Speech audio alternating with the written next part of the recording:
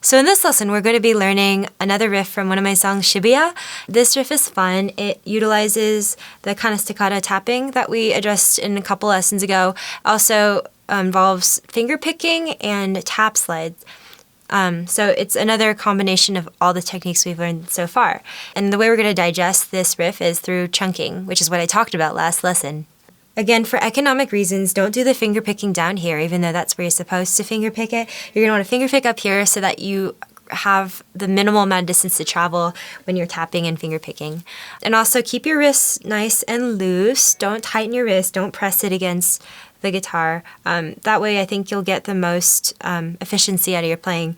Also remember to keep your fingers like loaded springs and don't use your wrist to tap.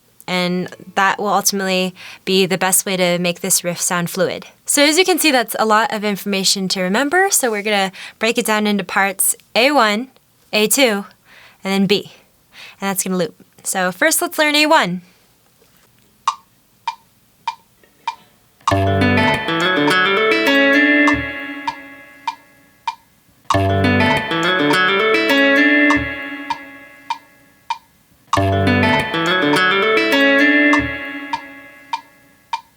So that was a little bit of finger picking with tapping and a tap slide.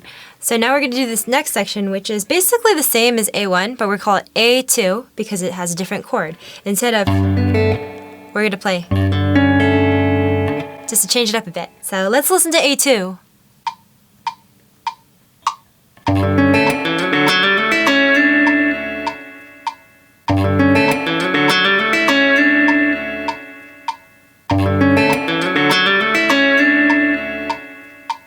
So after A2, you're basically going to go back to A1, but just one time. So back to A1. So now let's hear those three sections tied into one.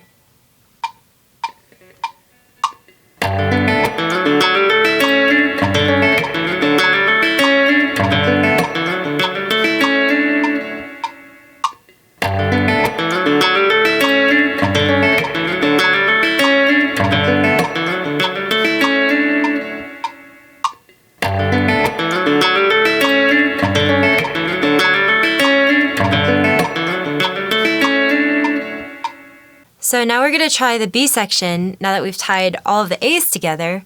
So this one is challenging because it's just a lot of movement with tapping, but I'll go ahead and play it slowly so you can hear.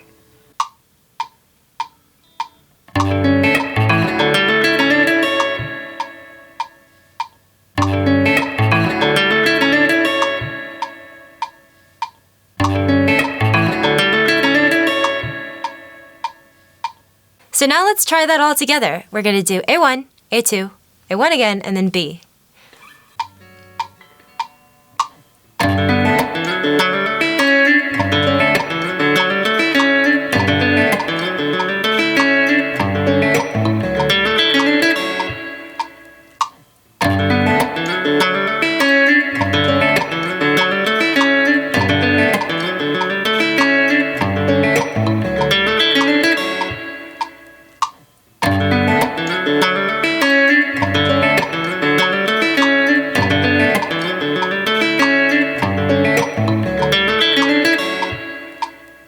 So there's one more section after this part, and it's going to be, let's call it C.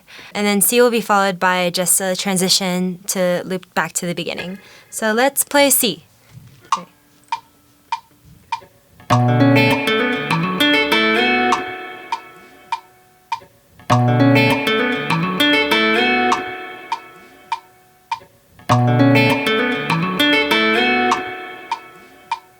So C is going to go a total of 3 times.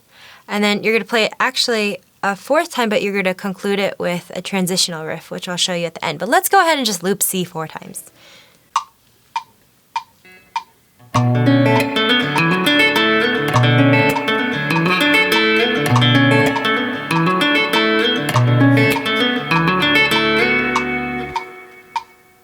So now you know that C goes 4 times, but what would happen if we changed the ending of the last time C goes around to make it a little pull-off transition back into the beginning. So this is what the last iteration of C would sound like.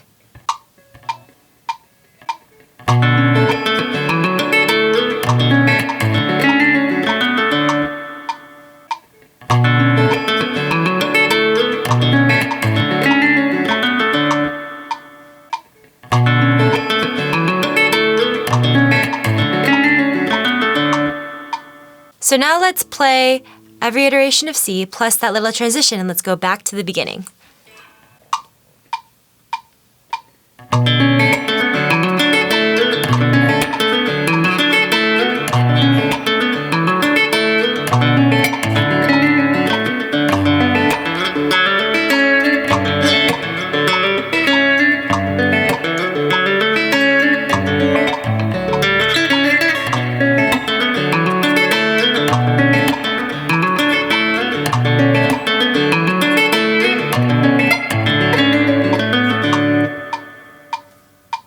So what we did was we went back from C, we did the transition, and we looped the whole thing back to A1. So if you want to practice this riff, just basically think of it as sections, and then you can just run through the section and cycle through it as many times as you want.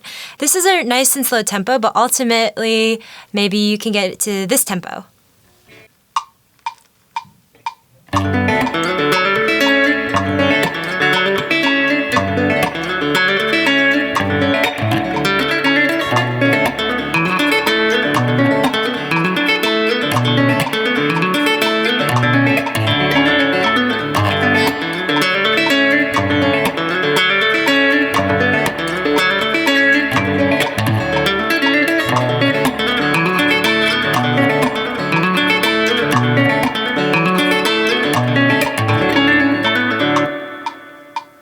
So now that we've applied the technique of chunking and learning a riff which incorporates basically every finger-picking technique we've used so far, I think we're ready to attempt a more advanced riff, which is what we'll be doing in the next lesson. Be sure to like this video, leave a comment if you have one, and subscribe and click the bell to get notifications every time we post a new video, so you can learn more about the instrument we all love every day.